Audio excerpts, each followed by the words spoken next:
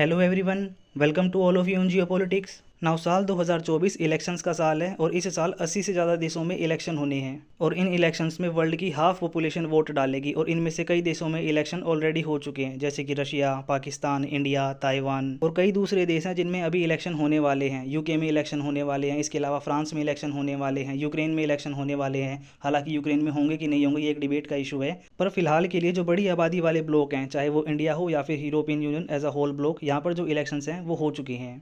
Surprisingly इस बार के जो ईयू के इलेक्शंस हैं इन्होंने मेन स्ट्रीम मीडिया में बहुत हाईलाइट बटोरी है। इसका जो रीज़न हैगा वो है जो फार राइट पार्टीज़ थी ना यूरोपियन यूनियन के इलेक्शंस में इस बार जो कंटेस्ट कर रही थी, इन्होंने जो सेंट्रल लेफ्ट की पार्टीज़ थी और जो सेंटर राइट की पार्टीज़ थी, इसके अलावा लेफ्ट पार्टीज़, इसके अलावा जो ग्रीन पार्टीज़ हैं, इनके कंपेरिजन में बहुत अच्छा परफॉर्म किया है। और इस अच्छी परफॉर्मेंस के लिए क्या रिस्पॉन्सिबल रीज़न है ये मैं आपको अपनी इस वीडियो में बताऊंगा। इसके अलावा यूरोपियन यूनियन की फॉरेन पॉलिसी पर और इंटरनल पॉलिटिक्स पर इस इलेक्शन का क्या इंपैक्ट होगा ये मैं आपको अपनी वीडियो में बताऊंगा। और इन दी एंड यूरोपियन यूनियन की ये जो इलेक्शंस हैं ये आने वाले समय में इंडिया, रशिया, चाइना और यूएसए के साथ जो यूरोपियन यूनियन के रिलेशंस हैं इसको किस तरीके से पॉजिटिवली और नेगेटिवली इंपैक्ट करने वाले हैं, ये सब मैं आपको अपनी इस वीडियो में बताऊंगा।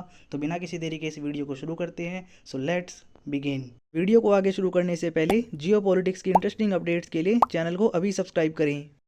Now first thing first, European union के इलेक्शन होते कैसे हैं। साल 1993 में जो यूरोपियन यूनियंस की कंट्री थी ना, इन्होंने अपना ईयू के नाम से एक ऑफिशियली ग्रुप फॉर्म कर लिया और कई सारे यूनियंस, इसके अलावा अथॉरिटी और काउंसिल्स बना ली जिनकी मदद से ये आपस में गवर्न करेंगे और कोऑपरेट करेंगे। जैसे यूरोपियन काउंसिल है, इसके अलावा यूरोपियन कमीशन है, यूरोपियन सेंट्रल बैंक है, और इन सभी में जो सबसे क्रूशियल है ना वो है यूरोपियन पार्लियामेंट, जिसके अभी हाल ही में इलेक्शन हुए हैं। ईयू की पार्लियामेंट के ये जो इलेक्शन होते हैं ना, ये किसी देश में जो इलेक्शन होते हैं बिल्कुल वैसे ही होते हैं, बस लेवल थोड़ा सा बड़ा हो जाता है क्योंकि 27 देश इसके पार्ट आएंगे, इसीलिए कुछ नियम अलग से स्पेसिफिक बनाए हुए हैं जो कियोस की सिचुएशन को रोकते हैं। कियोस की सिचुएशन इसलिए क्योंकि किसी भी डेमोक्रेटिक कंट्री में जहाँ इलेक्शन होते हैं इतने पार्लियामेंट के मेंबर नहीं चुने जाते जितनी ईयू अपनी पार्लियामेंट के लिए चुनता है। फिलहाल के लिए अभी जो है ना 720 के लगभग जो ईयू के पार्लियामेंट के सदस्य आएंगे उनको इलेक्ट किया जाता है और ये सभी 27 देशों से आते हैं। और ये जो नंबर्स हैं ना ये बदलते रहते हैं। साल 2019 में जब ईयू की पार्लियामेंट के इलेक्शन हुए थे तब 705 एमपीज़ को चुना गया था। इससे पहले जब इलेक्शन हुए थे साल 2014 में, जब यूके ईयू से ब्रेक्जिट करके अलग नहीं हुआ था, तब एमपीज़ की जो संख्या थी वो 750 के आसपास थी।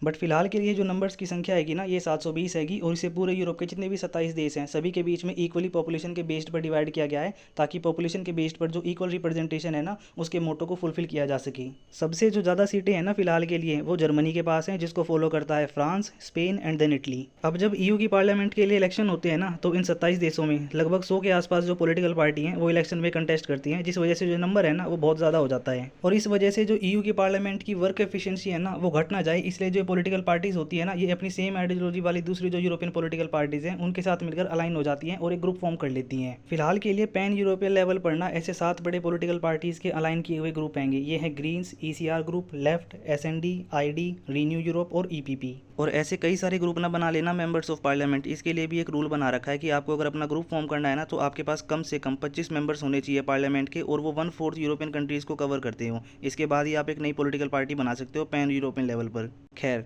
अभी जब ईयू की पार्लियामेंट के लिए इलेक्शन हुए ना तो 400 मिलियन की आबादी वाले इस कॉन्टिनेंट में से लगभग 50% लोगों ने अपने वोटिंग राइट्स का यूज़ किया। और वोटिंग राइट्स की जो टेंडेंसी रही है, जिस तरीके से वोटर्स को टारगेट कर स्पेसिफिक ऐड चलाए गए, इसके अलावा कैंपेनिंग की गई, ये मान के पहले से ही चल रहे थे और हुआ भी ऐसा ही। जो राइट विंग पार्टीज़ हैं, इसके अलावा जो फार राइट विंग पार्टीज़ हैं ना, उन्होंने बेहतर परफॉर्म किया। और इसका जो मेन रीज़न है ना वो है ग्रीन्स की पॉलिसीज़ को क्रिटिसाइज़ करना। साल 2019 में क्या हुआ ना, जो ग्रीन पार्टीज़ थी इन्होंने लॉबी कर जो ईयू से है ना ग्रीन डील पास करवा ली और बड़े बड़े एम्बिशंस वाले टारगेट है ना वो सेट करवा दिए। और ये टारगेट क्या थे? टारगेट थे साल 2040-50 तक हम नेट जीरो वाली इकॉनमी बन जाएंगे। इसके अलावा साल 2025 तक हम जो कंबंशन इंजन वाली गाड़ियाँ हैं ना उनको पूरी तरीके से बैन कर देंगे। फार्मिंग में हम ग्रीन इनिशिएटिव्स को प्रमोट करेंगे। पर हुआ इस सब का उल्टा। साल 2019 के इलेक्शन के बाद ईयू में ऐसी एक के बाद एक कई चेन ऑफ इंसिडेंट हुए ना, जिसकी वजह से ये जो लॉबी करी थी ग्रीन पार्टीज़ ने अब वो उतनी ज़्यादा पावरफुल नहीं रही और ना ही वोटर बेस को उतना इम्पैक्ट कर पाई इस बार। और जो पहला ब्लो है ना वो कोविड-19 के समय आया, जब ज़्यादातर यूरोपियन कंट्रीज़ ने अपने हेल्थ सेक्टर को प्रायोरिटाइज़ किया। इसके लिए जो ग्रीन डील्स के जो एम्बिशन वाले टारगेट बनाए थे ना इनको थोड़े समय के लिए होल्ड पे डाल दिया।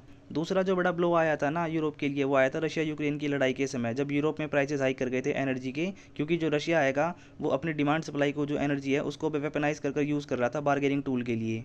ऐसे में जब ग्रीन डील साइन करवाई गई थी ना ब्लैक सी में रशिया और यूक्रेन के बीच, तो एक बार को अफ्रीका और दूसरे कुछ देशों को तो इसका फ़ायदा मिला, पर यूरोप को इससे कुछ भी नहीं मिला। उल्टा यूरोप ने सस्ती दर पर जो यूक्रेन से अनाज खरीदा था, उस वजह से यूरोप में जो अनाज के इल्ज़ाम है ना वो गिर गए थे, और जो किसानों का प्रोटेस्ट चल रहा था ना वो और बढ़ गया था। अभी हमने देखा था पूरे यूरोप में प्रोटेस्ट हुए थे, ग्रीस में प्रोटेस्ट हुए थे, इसके अलावा स्पेन में हुए थे, जर्मनी में हुए थे, इटली में हुए थे, फ्रांस में भी हुए थे। और इसका जो आउटकम है वो ईयू की पार्लियामेंट के लिए जब जर्मनी में इलेक्शन हो रहे थे ना, तो वोटर्स के बीच में दिखाई भी दिया। जहाँ पर लास्ट टाइम ईयू की पार्लियामेंट के लिए जब इलेक्शन हुए थे और जर्मनी में वोटिंग हुई थी, तो यूथ के बीच में जो सबसे बड़ा मुद्दा है ना वो क्लाइमेट चेंज था। लेकिन इस बार जब वोटिंग हुई तो लोगों ने पीस, सोशल सिक्योरिटी, माइग्रेशन, इन इशूज़ को अपनी प्रायोरिटीज़ माना और इसी के बेस पे वोट किया। और यही टेंडेंसी ना आपको फ्रांस में भी देखने को मिलेगी और इटली में भी देखने को मिलेगी। इसलिए जब ईयू के पार्लियामेंट्री इलेक्शन के रिजल्ट आए ना, तब देखने में भी यही आया। जर्मनी में जो सबसे बड़ी पार्टी हैगी वो एएफडी बनकर सामने आई, जो कि एक राइट विंग पार्टी हैगी।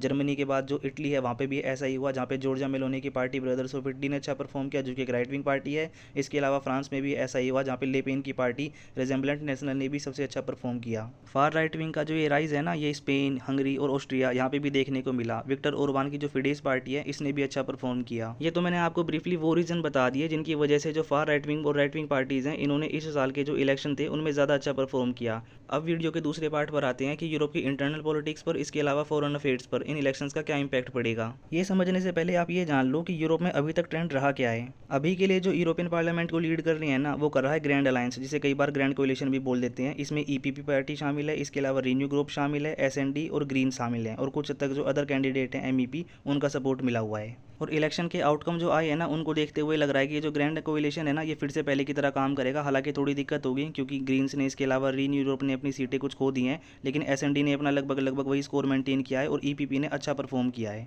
वेरेज जो फार राइट विंग पार्टीज़ हैं, इसके अलावा जो राइट विंग पार्टीज़ हैं, इनके इलेक्ट किए हुए मेंबर्स की जो नंबर्स हैं ना, वो इस साल बढ़ गए हैं 117 से 131 के आसपास। और इसमें मैंने अभी जर्मनी की एएफडी पार्टी को काउंट नहीं किया है। इसके अलावा जो विक्टर ओरबान की फिडेस पार्टी है ना, इसको काउंट नहीं किया है, क्योंकि इन्हें आईडी ग्रुप से निकाल दिया गया था और दोनों ने ही इंडिपेंडेंट कैंडिडेट्स के रूप में अपने जो फाइटर्स हैं वो उतारे थे, और इन दोनों को ही सफलता मिली है। एएफडी ने 15 सीटें जीती हैं और फिडेस पार्टी ने 10 सीटें जीती हैं। और अब जो इनका टोटल नंबर है ना, वो 150 के आसपास हो गया है, और लॉबी करने के लिए एक अच्छा नंबर मान के चला जाता है। इसलिए अभी तक क्या हो रहा था ना, जो क्लाइमेट चेंज के इशू हैंगे, इसके अलावा इकोनॉमी है, इसके अलावा जो रिफॉर्म के इशू हैंगे कोऑपरेशन के दूसरी कंट्रीज़ के साथ ईयू के, इन टॉपिक्स पर जो ईपीपी पार्टी है, इसके अलावा जो रिन्यू ग्रुप है ना, इनका ही स्टांस ज़्यादा मान के चला जाया करता था, क्योंकि इनके पास सीटें भी ज़्यादा हैं। दूसरा, इनका जो स्टांस था ना इन टॉपिक्स को लेकर, वो भी सेंटर वाला व्यू था। जैसे इनको लगता था लेफ्ट में इन टॉपिक्स की हवा चल रही है तो ये लेफ्ट में हो जाते थे, और जैसे ही इन्हें लगता था कि इन टॉपिक्स के ऊपर राइट विंग की हवा है तो ये राइट विंग की तरफ झुक जाते थे। लेकिन अब ऐसा नहीं होगा, क्योंकि इलेक्शन के जो रिजल्ट आए हैं ना, उसमें दिख गया है कि जो यूरोपियन यूथ है, जो यूरोपियन लोग हैंगे, वो इन टॉपिक्स के ऊपर एक राइट विंग स्टांस रखते हैं। इसलिए आने वाले समय में जब भी रेगुलेशन फॉर्म किए जाएंगे, किसी भी तरीके का लॉ बनाया जाएगा इन टॉपिक्स के ऊपर, तो जो सेंटर के आसपास की पार्टी थी ना, ये फार राइट विंग या राइट विंग में तो शिफ्ट नहीं हो जाएंगी पूरी तरीके से, लेकिन सेंटर से राइट की तरफ थोड़ा सा शिफ्ट हो जाएंगी, ताकि इनका वोटर बेस बना रहे। और कोऑपरेशन के नाम पे ये एक दूसरे की जो ज़रूरतें पूरी कर रही है ना, ये पिछले साल से दिखाई देने लग गया था, जब यूरोपियन कमीशन ने एक डील साइन की थी, जहाँ पे जो माइग्रेंट्स हैं ना, उनको ट्यूनीशिया में रखा जाएगा और इसके बदले में ट्यूनीशिया को पे किया जाएगा। ये कुछ वैसा ही हैगा जैसे यूके ने ईयू से ब्रेक्जिट के बाद अपनी अलग से रवांडा डील साइन करी थी, जो कि इलीगल माइग्रेंट्स को रोकने के लिए है। लेकिन ईयू पार्लियामेंट्री इलेक्शन के जो रिजल्ट आए हैं ना, उनको देखकर मेरा पर्सनली मानना है कि ईयू इस बार जो क्लाइमेट जैसे इशूज़ है ना, इनके ऊपर एक राइट विंग टर्न लेगा। ज़्यादा चांस हैंगे कि साल 2035 के बाद जो कंबल्शन इंजन वाली गाड़ियाँ जिनके ऊपर बैन लगाया गया था, इसकी जो डेडलाइन है इसको कुछ सालों के लिए बढ़ा दिया जाएगा, और नेट जीरो का टारगेट अचीव करने के लिए साल 2040 और साल 2050 का जो टारगेट सेट किया है, इसको भी एक बार को बढ़ा देंगे। भले ही एक बार को कहें कि इसका रीज़न जो है कोविड-19 है और रशिया यूक्रेन की लड़ाई है, पर मुझसे पर्सनली पूछिए ना, तो शॉर्ट टर्म के लिए अपने वोटर बेस को प्रोटेक्ट करने के लिए ऐसी पॉलिसीज़ बनाई जा रही हैं। ईयू की इंटरनल पॉलिटिक्स पर क्या इंपैक्ट पड़ेगा? देखिए, इसका जो इंपैक्ट है ना, वो इंटरनली ज़्यादा पड़ेगा, फॉरेन पॉलिसी पर कम ही पड़ेगा, ये मेरा पर्सनली मानना है। और ये जो इंपैक्ट है ना, ये फ्रांस, जर्मनी और इटली पर ज़्यादा होगा, और इसमें भी फ्रांस में और जर्मनी में इसका इंपैक्ट ज़्यादा होगा। फ्रांस में तो मैक्रोन ने ऑलरेडी अर्ली इलेक्शन की कॉल दे दी है, ताकि मरीन ले पेन की जो पार्टी है, फार राइट विंग पार्टी, इसके जो राइज है उसको रोका जा सके। और जर्मनी में तो सिचुएशन ही अलग है। ईस्ट और वेस्ट जर्मनी का जब से यूनिफिकेशन हुआ है 1990 के बाद से, तब से एक डिवाइड देखने को मिलता है। और इस बार जो वोटिंग परसेंटेज आया है ना, जो वोटिंग के पैटर्न दिखाई दिए हैं, उसमें ये डिवाइड और भी साफ हो गया। एक तरफ सीडीयू है, इसके अलावा एसपीडी है, दूसरी तरफ एएफडी है, जिसने पूरी तरीके से स्वीप कर दिया। दूसरी तरफ इटली में सिचुएशन अलग है कि फर्स्ट, सेकंड और जो थर्ड पॉलिटिकल पार्टीज नंबर पर रही हैं, उन तीनों का ही यही मानना है कि जो इलीगल माइग्रेंट्स हैं उनको हमें बाहर निकालना होगा, वो खतरा आएंगे। इसके अलावा जो यूरोपियन यूनियन ने ग्रीन डील साइन करी है ना, उसको हमें फिर से रिव्यू करना होगा। नाउ वीडियो के थर्ड पार्ट पर आते हैं कि ईयू के जो इलेक्शंस होंगे इनका वर्ल्ड की जो सुपर पावर्स हैं रशिया, चाइना, यूएसए और इंडिया, इनके साथ रिलेशंस के ऊपर क्या इंपैक्ट पड़ेगा। ईयू की जो कोऑपरेशन है इंडिया के साथ वो पहले की तरह ही रहेगी। इंडो पैसिफिक में जो इंडिया की इंपॉर्टेंस है वो EU as a whole bloc भी जानता है। इसके अलावा जो इंडिविजुअल कंट्री हैं चाहे वो फ्रांस हो, जर्मनी हो या फिर यूके, ये भी जानते हैं, इसलिए इंडिया के साथ अलग से भी कोलैब कर रही है। क्रिटिसिज्म का एक जो स्कोप हैगा वो सीएए और एनआरसी को लेकर था, जिसमें मुस्लिम्स को इंक्लूड नहीं किया गया था। इसके अलावा इंडियन इलेक्शन के दौरान जो इंडियन पीएम है उन्होंने जो डेरोगेटरी रिमार्क्स दिए थे कि फला पॉलिटिकल पार्टी पावर में आ जाएगी तो आपके जो रिसोर्सेज हैं उनको लेकर उनके बीच में डिस्ट्रीब्यूट कर देगी जिनके बच्चे ज़्यादा हैं और जो इंडिया की सिटीजनशिप ले रहे हैं। ये तो देखिए पैराडॉक्स की सिचुएशन थी। एक तरफ आप सीए और एनआरसी के दम पर जो है सिटीजनशिप दे रहे हो, दूसरी तरफ आप ऐसे जो है रिमार्क्स भी दे रहे हो। इस वजह से जो कंडेमिनेशन है ना वो यूरोप से आती थी कई बार ह्यूमन राइट्स को लेकर, लेकिन कुछ सेलेक्टिव कंट्रीज से ही आती थी। और मेरा मानना है पर्सनली अब वो भी नहीं आएगी। रीज़न क्योंकि जो सेंटर की पार्टीज़ थी अब वो राइट की तरफ अपना शिफ्ट लेंगी। माइग्रेशन को लेकर वो भी एक हार्ड स्टांस लेंगी। कितना ज़्यादा हार्ड स्टांस लेंगी ये बता पाना थोड़ा मुश्किल है। दूसरी तरफ जो क्लाइमेट को लेकर टॉक्स होंगी उसमें इंडिया के पास लीवरेज रहेगा। रीज़न इंडिया ने जो अपने टारगेट्स हैं वो जो डेडलाइन थी उससे पहले ही अचीव कर लिए हैं, जबकि यूरोप में सिचुएशन उल्टी है कि वो डेडलाइन को एक्सटेंड कर रही हैं। यूरोप का जो स्टांस हैगा वो इंडिया रशिया की कोऑपरेशन को लेकर थोड़ा बदल जाएगा। अब उनको ये बात मान लेनी चाहिए कि इंडिया के जो रशिया के साथ कोऑपरेशन हैगी वो हिस्ट्री की रूट में काफ़ी पुरानी हैगी और ये जो कोऑपरेशन है वो यूरोप के लिए भी फ़ायदेमंद रही है, चाहे वो कोविड-19 का समय रहा हो या उसके बाद रशिया यूक्रेन की लड़ाई रही हो। इंडिया ने जो ऑयल खरीदा उसको रिफाइन करके जो सप्लाई यूरोप को किया है उस वजह से ये है कि ये कुछ पार्टीज़ अपनी सीटें बचा भी पाई। चाइना को लेकर जो ईयू की पॉलिसीज़ हैं वो कोविड-19 के बाद से जो बनाई है वैसी ही रहेंगी। इवन अभी भी हमने देखा था कि जिस तरीके से रशिया यूक्रेन की लड़ाई में चाइना ने रशिया की आलोचना नहीं करी जैसा ईयू और यूएसए चाहते थे। इसके अलावा अभी एएफडी का जो एक बड़े पॉलिटिशियन है ना उनको अरेस्ट किया गया है क्योंकि वो चाइना के लिए स्पाइंग कर रहे थे ईयू में। ये वो काम हैंगे जो पहले रशिया किया करता था, लेकिन अब चाइना भी कर रहा है ईयू में। तो चाइना को लेकर जो स्टांस हैगा ईयू का वो पहले की तरह ही रहेगा और रशिया के लिए जो स्टांस हैगा ईयू का वो भी पहले की तरह ही रहेगा। सैंक्शन लगे रहेंगे, उल्टा चांस यही है कि ज़्यादा हार्ड्स हो जाएंगे।